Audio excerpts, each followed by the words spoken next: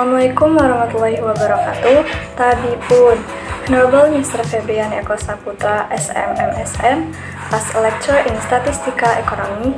Hello everyone. First of all, let me introduce myself. My name is Melissa Alivia with NPM 224110006. Oke, di video kali ini saya akan membahas mengenai uji dua rata-rata. Yang pertama yaitu pengertian dari uji dua rata-rata.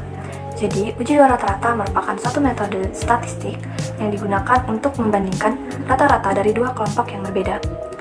Uji ini seringkali digunakan dalam penelitian ilmiah atau percobaan eksperimental untuk menentukan apakah ada perbedaan yang signifikan antara dua kelompok tersebut.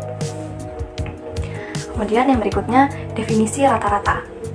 Rata-rata dalam konteks statistika adalah nilai tengah atau nilai rata-rata suatu kumpulan data. Rata-rata aritmatika atau MEAN, rata-rata adalah jumlah dari semua nilai dalam suatu set data dibagi oleh jumlah total nilai dalam set data tersebut.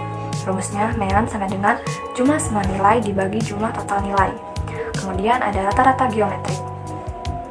Rata-rata geometrik ini dihitung dengan mengalihkan semua nilai dalam suatu set data, lalu mengambil akar pangkat N dari hasilnya, di mana N adalah jumlah total nilai. Maka rumusnya, geometrik MEAN sama dengan N akar hasil perkalian semua nilai. Kemudian ada rata-rata harmonik. Rata-rata harmonik dihitung dengan membagi jumlah nilai dalam suatu set data dengan kebalikan set setiap nilai. Kemudian mengambil kebalikan dari hasilnya dengan rumusnya sebagai berikut. Kemudian yang berikutnya yaitu hipotesis nol dan alternatif. Hipotesis nol atau HO dan hipotesis alternatif atau H1 adalah dua pernyataan yang diajukan dalam konteks uji statistik untuk menguji perbedaan atau hubungan antara dua kelompok atau data atau variabel. Jadi berikut merupakan pengertian dari hipotesis nol dan alternatif. Yang pertama yaitu hipotesis nol atau HO merupakan pernyataan yang menyatakan tidak adanya efek atau perbedaan dalam populasi. Ini seringkali dirumuskan dengan mencerminkan status quo atau asumsi yang sudah ada. Simbol umumnya biasanya adalah H0. Hipotesis nol digunakan sebagai dasar perbandingan dengan hasil pengujian statistik untuk menentukan apakah terdapat bukti yang cukup untuk menolaknya. Kemudian yang kedua yaitu hipotesis alternatif atau H1. Hipotesis alternatif adalah pernyataan yang menyatakan adanya efek, perbedaan, atau hubungan dalam populasi. Ini mencerminkan apa yang ingin diuji atau dibuktikan oleh analisis statistik. Simbol umumnya diwakili oleh H1 atau HA. Hipotesis alternatif menyatakan apa yang ingin dicari tahu atau buktikan melalui analisis statistik. Jika terdapat cukup bukti, kita dapat menolak hipotesis nol dan mendukung hipotesis alternatif.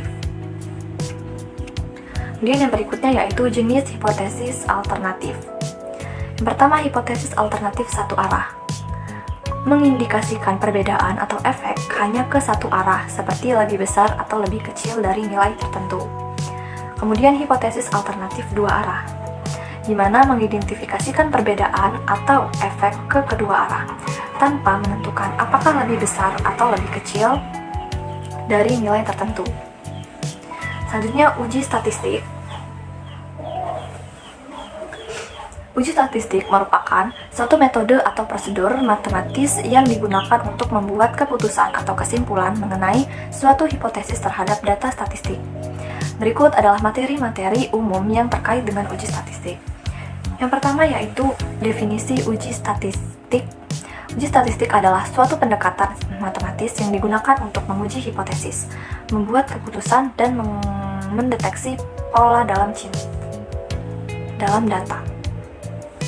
Kemudian yang kedua yaitu hipotesis nol dan alternatif. Hipotesis nol atau HO menyatakan tidak adanya efek atau perbedaan, sementara hipotesis alternatif atau H1 menyatakan adanya efek atau perbedaan yang diinginkan. Tiga yaitu parameter dan statistik. Parameter adalah ukuran numerik yang menggambarkan suatu karakteristik populasi. Statistik adalah ukuran numerik yang menggambarkan suatu karakteristik sampel. Kemudian yang keempat, tingkat signifikan. Tingkat signifikan adalah tingkat risiko yang diterima dalam membuat kesalahan tipe 1 menolak H0 ketika seharusnya tidak. Umumnya, nilai tingkat signifikansi disetel pada tingkat seperti 0,05 atau 0,01. Kemudian yang kelima, uji statistik parametrik dan non-parametrik.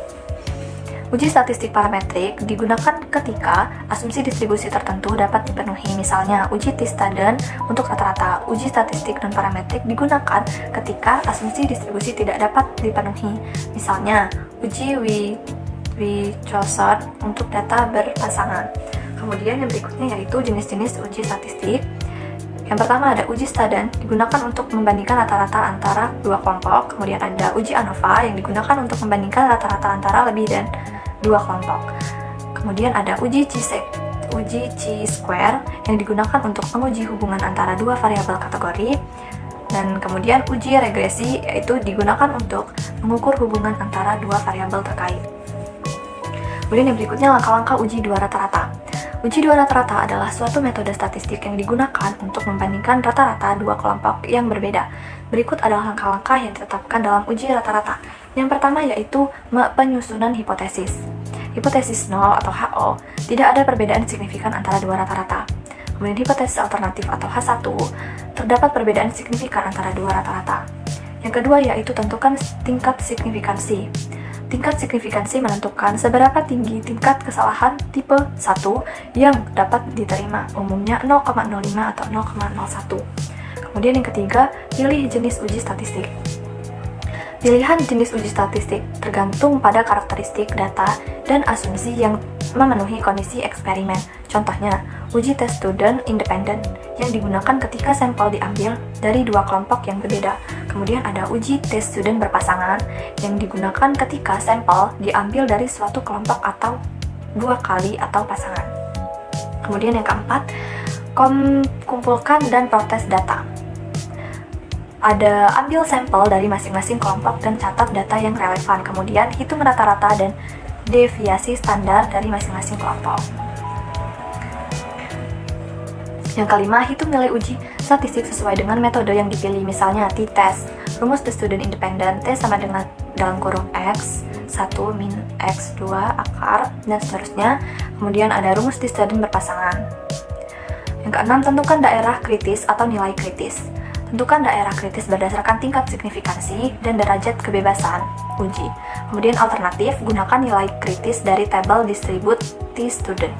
Yang ketujuh yaitu hitung p-value.